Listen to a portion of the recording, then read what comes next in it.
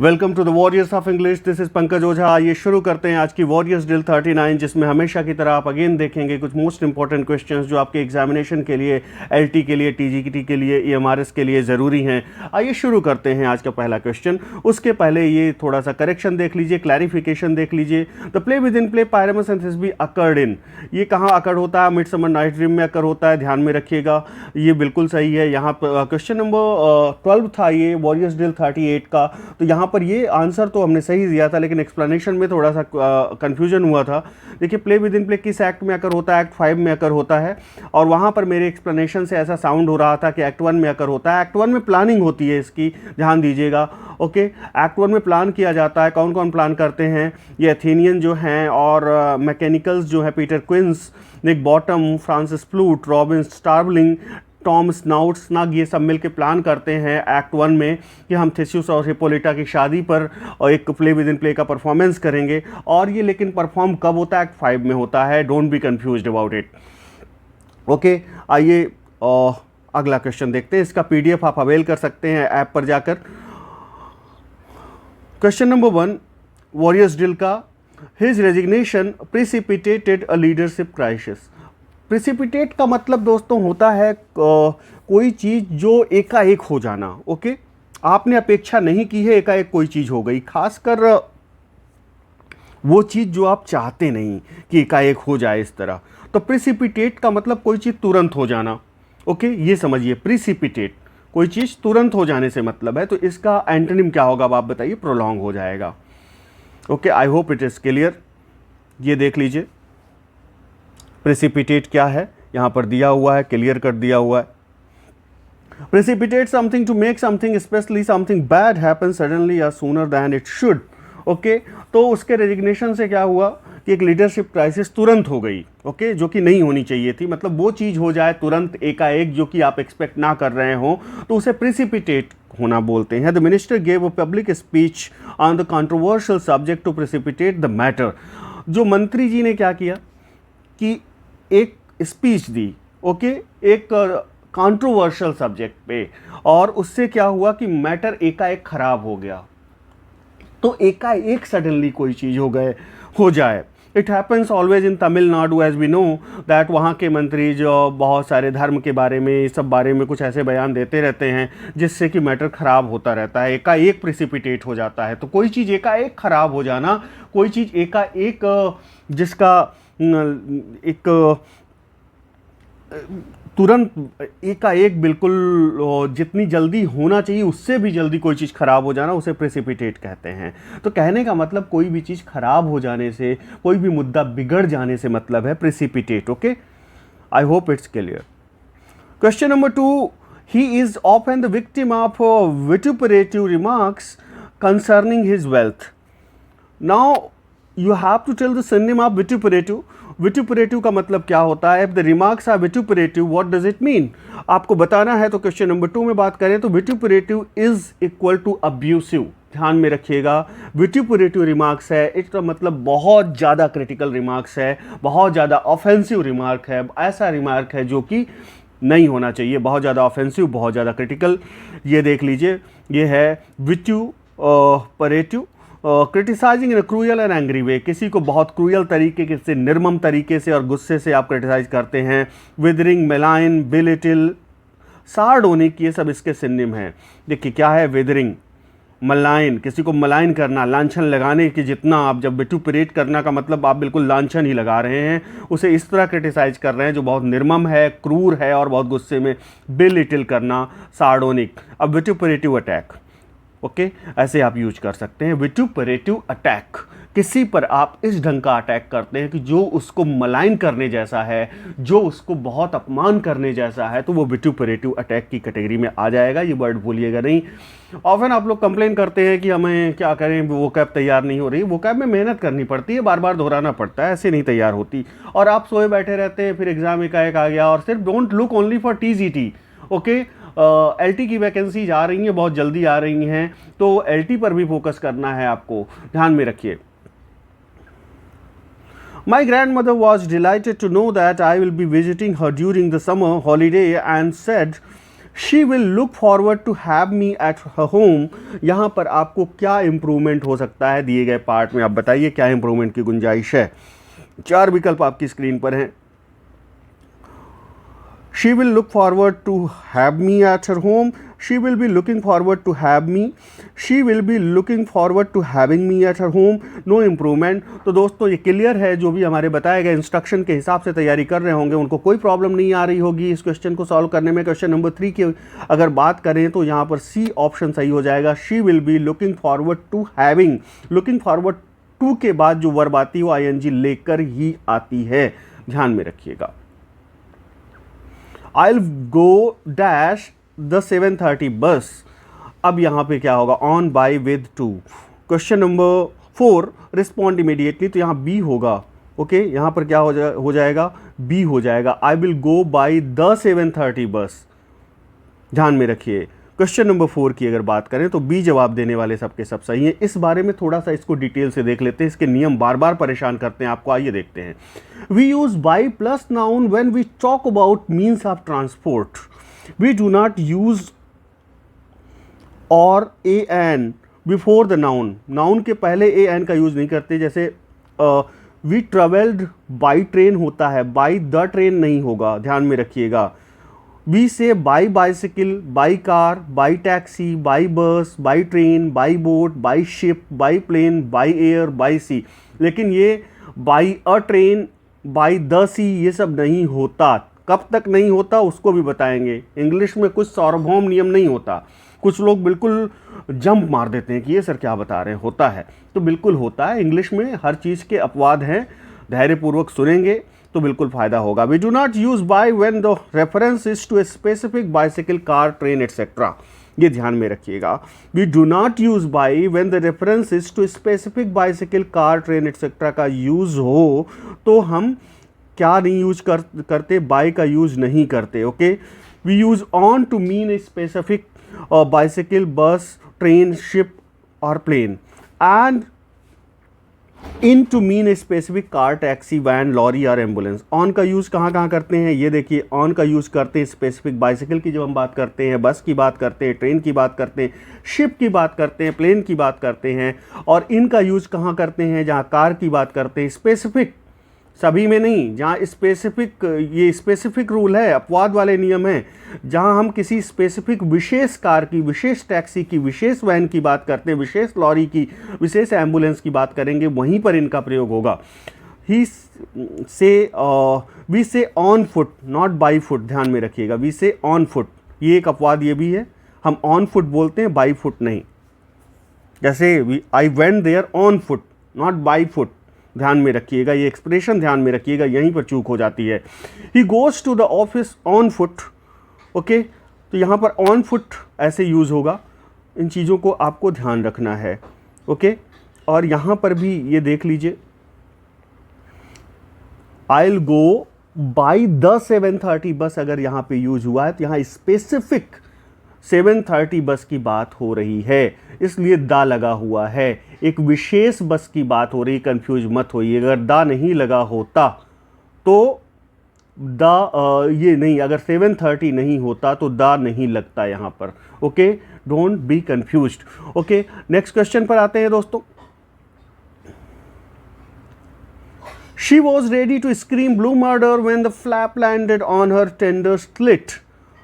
Scream blue murder का मतलब क्या होता है आपको ये बताना है। Someone has been murdered with some blue liquid, someone is being murdered and has become blue, suffer from persecution complex, make a great deal of noise and object vehemently. आपको बताना है। क्वेश्चन नंबर 5 की बात करें दोस्तों तो यहाँ D जवाब देने वाले बिल्कुल सही हैं।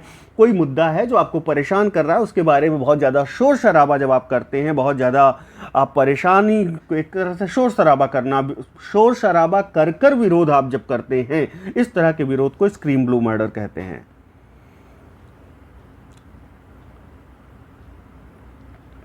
She was accused of fraternizing with the enemy. If you are fraternizing with the enemy, if you are fraternizing with somebody to do something illegal or bad, what does it mean? What does fraternizing mean? He was accused of fraternizing with the enemy. Okay, fraternizing means आप उसका साथ दे रहे हैं, associate कर रहे हैं. Okay, if you are doing anything wrong, fraternizing with the enemy or with anybody, it means you are associating with them. उनका साथ दे रहे हैं, उनके गलत काम में साथ दे रहे हैं. Okay, fraternize means associate. बाकी थोड़ा सा गूगल भी कर लिया कीजिए. ओके, फ्रैटरनाइज देखिए, fraternize with somebody to behave in a friendly manner, specially towards somebody with that you are not suppose to be friendly with. जिसके साथ आपको दोस्ताना नहीं होना चाहिए उसके साथ आप दोस्ताना रुख रख रहे हैं, तो उसे फ्रैटरनाइज करना कहते हैं. If you are fraternizing with Khalistan, okay, if you are fraternizing with the enemies of India, then of course you will not be considered a patriot. ऐसे यूज कीजिए. अगर आप भारत विरोधी तत्वों के साथ फ्रैटरनाइज करते हैं तो आपको एक देशभक्त नहीं कहा जा सकता. There are many people in Canada who are fraternizing with Khalistan. ऐसे यूज कीजिए. The Prime Minister of Canada is fraternizing with Khalistan. Okay, या फ्रैटरनाइजिंग विद सिसेशनिस्ट पावर. सिसेशनिस्ट मतलब अलगाववादी. और सडन रश ऑफ विंड, एकाएक जो हवा का झोंका आता है, कई बार मैं करवा चुका हूं, तो वो गस्ट कहा जाएगा. Without wasting your time, let's move forward. हवा का झोंका is gust. Choose the correct statement. यहाँ पर 4 स्टेटमेंट दिए हुए हैं आपको. जो करेक्ट है ग्रामेटिकली आपको बताना. He swear that he had not stolen the bag. He swore that he had not stolen the bag. He was swearing that he had not stolen the bag. He swears that he had not stolen the bag. बताइए, question number 8 का जवाब दीजिए. Question number 8 में यहाँ B जवाब देने वाले सबके सब सही हैं. स्वोर होगा. यहाँ वर्ब का सही फॉर्म आपको याद रहना ज़रूरी है. The correct statement is option B. He swore that he had not stolen the bag. The simple past tense of most irregular verbs is not formed with D or ED. ये ध्यान में रखिए. This is the work of a depraved mind. अगर कोई काम खराब काम है और हम कह रहे हैं this is the work of deprived mind. Deprived is somebody वो जो थोड़ा सा अनैतिक व्याभिचारी टाइप का व्यक्ति होगा उसे डिप्रेव्ड कहा जाएगा. ओके, तो कोई काम अगर डिप्रेव्ड माइंड का है, इट मीन्स अनैतिक किस्म के इंसान का वो काम है. तो अगर ये अनैतिकता का सेंस लिए है तो इसका एंटोनिम क्या होगा, ये क्लियर है. क्वेश्चन नंबर 9, यहाँ बी जवाब देने वाले सब. आइए डिप्रेव्ड को और अच्छे से देख लेते हैं. मॉरली बैड आर इविल, जो नैतिक रूप से खराब हो, नैतिक रूप से इविल एटीट्यूड प्रोपेंसिटी रखता हो. Someone who can kill a child like that must be totally deprived. जो एक बच्चे को इस तरह जान से मार सकता है वो बिल्कुल टोटली डिप्रेव्ड है. ओके, विकेड सिनोनिम क्या हो जाएगा? विकेड, परवर्टेड, ये सिनोनिम हो जाएंगे. ध्यान में रखिएगा. और ये जो वोकैब आप देख रहे हैं, these vocabs are equally important in each and every examination जहां भी इंग्लिश पूछी जाती है. तो don't think that it is important only for TGT, LT etcetera. It is also important for various other exams conducted by various boards and commissions in India. तो wicked हो जाएगा, perverted हो जाएगा, ध्यान में रखिएगा. तो डिप्रेव्ड इज मॉरली बैड और evil. Correctly spelt word. Paraphernalia की सही स्पेलिंग आपको बतानी है. क्वेश्चन नंबर 10 जवाब दीजिए. तो यहां पर बी जवाब देने वाले सबके सब सही हैं. ध्यान से देख लीजिए. PARAPHERNALIA, पैराफिनेलिया, ये स्पेलिंग होती है. इसका मतलब होता है टूल्स जो एक किसी काम को करने के लिए जरूरी होते हैं. That is paraphernalia. ये देखिए, all the object needed for connected with a particular activity. किसी पर्टिकुलर एक्टिविटी के लिए जो पैराफिनेलिया की जरूरत होती है, जो टूल्स की जरूरत होती है, उसे पैराफिनेलिया कहते हैं. कोई काम करने जा रहे हैं उसके लिए जिन टूल्स की जरूरत पड़ेगी उसे क्या बोलेंगे? पैराफिनेलिया बोलेंगे. We sell pots, globes, seeds and other gardening paraphernalia. हम क्या क्या बेचते हैं? पॉट्स बेचते हैं, ग्लव्स बेचते हैं. It is not globes, it is gloves. Okay, be very careful regarding pronunciation.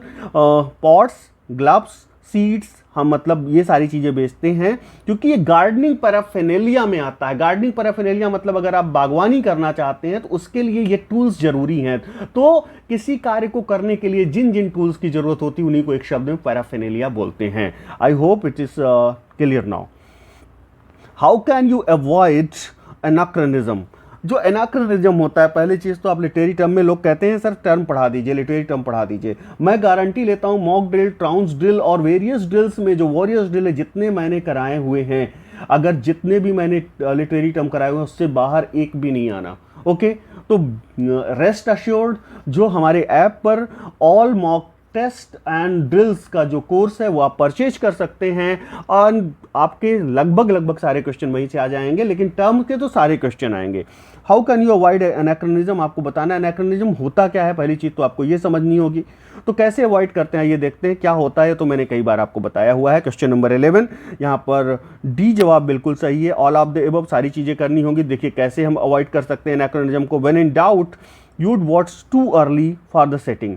जब आप डाउट में हैं तो बिल्कुल सेटिंग ऐसी रखिए कि बिल्कुल टू अर्ली हो, बहुत पहले की सेटिंग रखिए।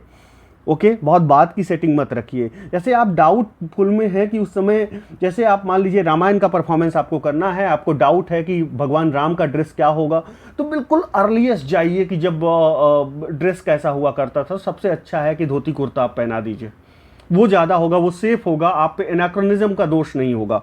ओके, लेकिन अगर आप ये करते हैं कि आप रामायण को परफॉर्म करते हैं और उसमें किसी गॉड को, किसी डेटी को आप जीन्स टी शर्ट पहना देते हैं तो ये एनाक्रोनिज्म हो गया। ओके, तो एनाक्रोनिज्म कैसे होता है? जिस समय जो कपड़े पहना जाता था, जिस तरह की बोली भाषा बोली जाती थी, उन सब चीज़ों का ध्यान रखा जाता है किसी प्ले की स्क्रिप्ट लिखने में और किसी प्ले के परफॉर्मेंस में। Right about a play time period you know very well and do ample research. और उसी चीज़ के बारे में लिखिए, उसी टाइम पीरियड के बारे में लिखिए, उसी वो प्ले जो आप बना रहे हैं उसी के बारे में बनाइए जिसके बारे में आपने पर्याप्त रिसर्च कर रखी है। अवॉइड स्लैंग, और स्लैंग वर्ड के यूज से बचिए क्योंकि आपको नहीं पता है कि अगर 1000 साल पहले किसी आप टॉपिक पे आप ड्रामा लिख रहे हैं, उसकी स्क्रिप्ट लिख रहे हैं, आपको नहीं पता उस समय कैसे स्लैंग यूज होते थे, तो आज के स्लैंग कहीं यूज ना कर दें आप। तो एनाक्रोनिज्म क्या होता है? जो एक काल दोष होता है, जो एक समय का दोष होता है, जो चीजें जिस समय प्रचलित हैं वही चीज आपको प्ले में, अगर उस समय का प्ले लिख रहे हैं तो आपको दिखाना चाहिए, ना कि मॉडर्न की चीजें उसमें भरनी चाहिए, नहीं तो एनाक्रोनिज्म का दोष हो जाएगा। जैसे ये वाली रामायण जो आई है आदि पुरुष, इसमें एनाक्रोनिज्म से भरी पड़ी है ये आदि पुरुष। ओके, एनाक्रोनिज्म का जगह जगह पे दोष है इसमें। द क्वीन या क्विन क्वीन भी बोलते हैं, ऑल्सो नोन एज क्विंटेन और क्विंटेट, इज अ पोम और स्टैंजा कंपोज्ड। आप कितने लाइंस होते हैं? क्वेश्चन नंबर 12 को रिस्पॉन्ड कीजिए। तो यहाँ भी जवाब देने वाले सबके सब सही, 5 लाइंस होती हैं। अभी 3-4 दिन पहले ही मैंने पूछा हुआ था। What which of the following scenes do not occur in Macbeth? आपको बताना है कौन सी सीन मैकबेथ में अकर नहीं होती। क्वेश्चन नंबर 13, तो यहाँ पर जो दोस्तों क्वेश्चन नंबर 13 की बात करें तो जो हॉवेल सीन है वो मैकबेथ की नहीं है। 3 विचेस सीन है, डैगर सीन है, बैंक्वेट सीन है, लेकिन होवेल सीन तो मेरे ख्याल से किंग लियर में आती है। ये देखिए, the hovel scene occurs in act 3 scene 4 of King Lear. Lear, Kent and the fool reach the hovel where they find Edgar disguised as poor Tom, madman beggar. Okay, तो ध्यान में रखिएगा hovel scene कहाँ आती है? King Lear में आती है। Let's move on to next question. During the great famine the worst year of the period was 1847 known as. जो ग्रेट फेमाइन था हिस्ट्री ऑफ इंग्लिश लिटरेचर में, तो उसमें अगर आप देखेंगे तो ईयर जो 1847 है वो it was the year of great famine, उसे किस नाम से जाना जाता है बताइए। क्वेश्चन नंबर 14 का जवाब दीजिए। तो यहाँ ब्लैक 47 नाम से जाना जाता है, ध्यान में रखिएगा। ये देखिए, the great famine also called Irish potato famine. देखिए किस किस नाम से जाना जाता है? Irish potato famine, great Irish famine और black 47। The crop failures were caused by late blight, a disease that destroys both the leaves and the edible roots or tubers of the potato plants. Okay, तो इसीलिए potato famine भी कहा जाता है, क्योंकि potato की वजह से ऐसा कंसीडर किया जाता है, पोटैटो की जो क्रॉप थी वो खराब हो गई थी, उस वजह से ये फेमाइन आया था। और Russian abbreviation of agitation and propaganda applied to the campaign of cultural and political propaganda mounted in the years after the 1917 revolution. अब ये एक तरह का मार्क्सिस्ट प्रोपेगेंडा है, ओके और ये इसका अर्थ होता है एजिटेशन एंड प्रोपेगेंडा, और ये कल्चरल जो कैंपेन है, ओके और पॉलिटिकल प्रोपेगेंडा है, इसको माउंट किया गया, इसके जरिए इन चीज़ों की आवाज़ मुखर की गई, और ये 1917 की क्रांति के बाद ये आया. इसे क्या कहेंगे आप बताइए? एस्थेटिसिज्म, एस्थेटिक्स कहेंगे, एग्नोस्टिसिज्म कहेंगे, एजिटप्रॉप कहेंगे, नन. तो agitprop is the right answer. See यहाँ जवाब देने वाले सबके सही. Anti climax signifies a ludicrous descent from higher to the lower. It is also called. Anti climax को और किस नाम से जानते हैं? तो बहुत इजी क्वेश्चन है, इसमें बिल्कुल हम समय नहीं लेंगे. बैथोस कहते हैं, बट बैथोस और एंटी क्लाइमैक्स में थोड़ा सा फर्क होता है. अगर आपको मालूम हो तो ज़रूर कमेंट में लिखिएगा. अदरवाइज हमारी ड्रिल्स जो हैं, मॉक ड्रिल्स, स्ट्रॉन्स ड्रिल्स, उनको देखिए, उनमें हमने बताया हुआ है. Who is not a member of Bloomsbury group? बताइए, इनमें से ब्लूम्सबरी ग्रुप का मेंबर कौन नहीं है? ये सारे ग्रुप्स आपको दिमाग में होने चाहिए. Question number 17. तो GB Shaw is not considered to be the member of Bloomsbury group. Leonard Woolf हैं, एम फॉस्टर हैं, लैचन स्ट्रेची हैं, ध्यान में रखिएगा, लेकिन GB Shaw is not the member of Bloomsbury group. Okay, let's move on to next question. Dash irony occurs when an unexpected outcome is subverted. जो outcome होना चाहिए वो जब सबवर्ट हो जाता है तो कौन सी आयरनी होती है? जो रिजल्ट आना चाहिए वो ना आके कोई और रिजल्ट आता है तो कौन सी आयरनी होगी? क्वेश्चन नंबर 18 का यहाँ पर सिचुएशनल आयरनी हो जाएगा.